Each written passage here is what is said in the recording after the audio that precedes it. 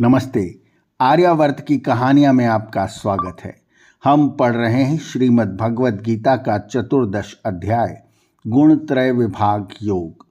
इसमें भगवान कृष्ण कहते हैं कि त्रिगुणातीत होना ही माया के बंधन से छुटकारा पाना है और वेदांत में इसे ब्राह्मी स्थिति कहते हैं। इस लक्षण को सुनकर आगे जानने की इच्छा से अर्जुन प्रश्न करता है।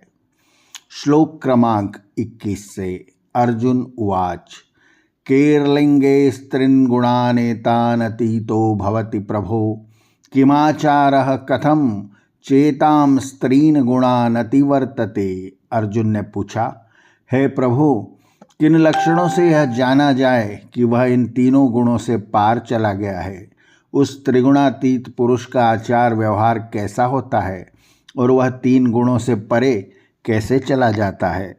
श्री भगवान वाच प्रकाशम च प्रवृत्तिम च मोहमेव च पांडव न द्वेष्टि संप्रवृत्तानि न निवृत्तानि कांगक्षति।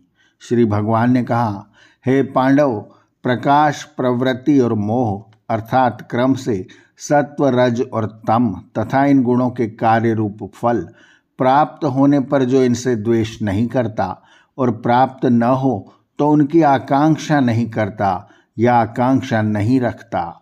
उदासीन वदासीनो गुणैर्यो न विचाल्यते गुणावर्तन्त इत्येव यो अवतिष्ठति नैंगते।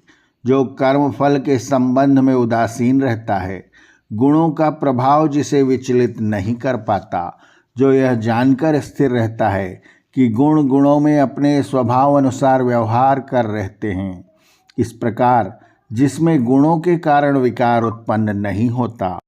सम दुख सुख स्वस्थः समलोष्टाश्म कांचनः तुल्य प्रिया प्रियो धीरस्तुल्य निंदात्म संस्तुति। जिसके लिए सुख दुख आदि द्वंद्व सब एक जैसे हैं, जो स्वस्थ है और जिसके लिए लोहा और स्वर्ण समान है, जिसे प्रिय और अप्रिय समान लगता है, जिसे निंदा और स्तुति से कोई फर्क नहीं पड़ता, वह सब स्थिति में स्थिर रहता है।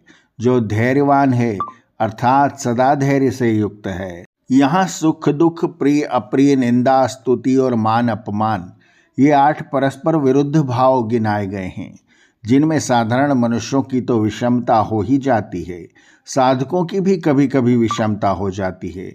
इन 8 स्थलों पर जिनकी समता हो जाती है, उनके लिए अन्य सभी अवस्थाओं में समता रखना सुगम हो जाता है। गुणातीत महापुरुष की इन 8 स्थलों में स्वाभाविक समता रहती है। मान अपमान योस्तुल्यस्तुल्यो मित्ररिपक्षयोः सर्वारंभ परित्यागी गुणातीतः स उच्यते। जिसे मान अपमान शत्रु मित्र तुल्य हैं अर्थात एक से हैं और जिसके सब काम में कर्म यह मानकर कि गुण गुणों में व्यवहार कर रहे हैं छूट गए हैं, उस पुरुष को गुणातीत कहते हैं। मां च यो व्यभिचारेण भक्ति योगेन सेवते स गुणान् समीत्येतान् ब्रह्म भूयाय कल्पते। और सब कर्म मुझे ही अर्पण कर एक निष्ठ भक्ति योग से जो मेरी सेवा करता है, वह 3 गुणों से ऊपर उठकर गुणातीत अवस्था को प्राप्त कर ब्रह्म भाव को प्राप्त हो जाता है। ब्रह्मणो ही प्रतिष्ठा हममृतस्य व्ययस्य च शाश्वतस्य च धर्मस्य सुखस्य एकांतिकस्य च। क्योंकि अव्यय अध्यात्म तत्व अमृत का, शांत निश्चल ब्रह्म का, शाश्वत धर्म का एकांतिक अर्थात परमाविध सुख का अंतिम स्थान मैं हूँ। अब इस अध्याय के विवेचन पर आधुनिक वैज्ञानिक दृष्टिकोण से विचार करते हैं। ऊर्जा या शक्ति जो अव्यक्त है, अव्यय है, निराकार है, निर्गुण है, सर्वतोमुखी है, अनंत रूप वाली है, सघन होकर जब व्यक्त पदार्थों में परिवर्तित होती है तो हर पदार्थ के 3 सूक्ष्म गुण होते हैं। एक उसका विद्युत चुंबकीय मूल, उसकी अपनी आवृत्ति और उसकी न्यूनाधिक गुणात्मक आवृत्तियाँ। इन सब आवृत्तियों के कारण वह अपने मूल रूप से अर्थात मूल तत्व से कभी नहीं मिल पाती। मनुष्य की आत्मा भी एक ऐसी ही शक्ति का प्रतिरूप है जो 3 प्रकार की गुणात्मक आवृत्तियों से घिरा है।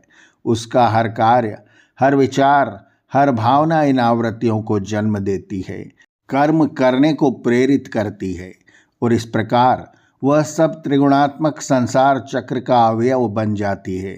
इस त्रिगुणात्मक आवृत्ति चक्र से निस्तार का एक ही उपाय है कि आवृत्तियां उत्पन्न न हो, अर्थात भावनात्मक रूप में आसक्त न होकर कर्मों को कर्तव्य रूप में अपने मूल रूप के ज्ञान की अनुभूति को स्मरण रखते हुए करता रहे। यही गीता का ज्ञान भक्ति सहित निष्काम कर्म योग है और इसी से जीवन ध्येय अर्थात मुक्ति ब्राह्मी अवस्था के रूप में जीवितावस्था में भी अनुभव की जा सकती है और मृत्यु पर्यंत तक बनाए रखकर जन्म मरण के चक्र से मुक्ति मिल जाती है। इति श्रीमद्भगवद्गीतासु उपनिषत्सु ब्रह्म विद्यायां योग शास्त्रे श्रीकृष्णार्जुन संवादे गुणत्रय विभाग योगो नाम 14वां अध्याय। यहाँ पर श्रीमद्भगवद गीता का 14वां अध्याय समाप्त होता है। अगले अंक से हम पढ़ेंगे श्रीमद्भगवद गीता का 15वां अध्याय पुरुषोत्तम योग। आर्यावर्त की कहानियाँ चैनल को सब्सक्राइब करें और बेल आइकन के बटन को दबाएं ताकि हम जब नया वीडियो लेकर आएं तो उसकी सूचना आपको तुरंत मिल जाए। धन्यवाद। नमस्ते।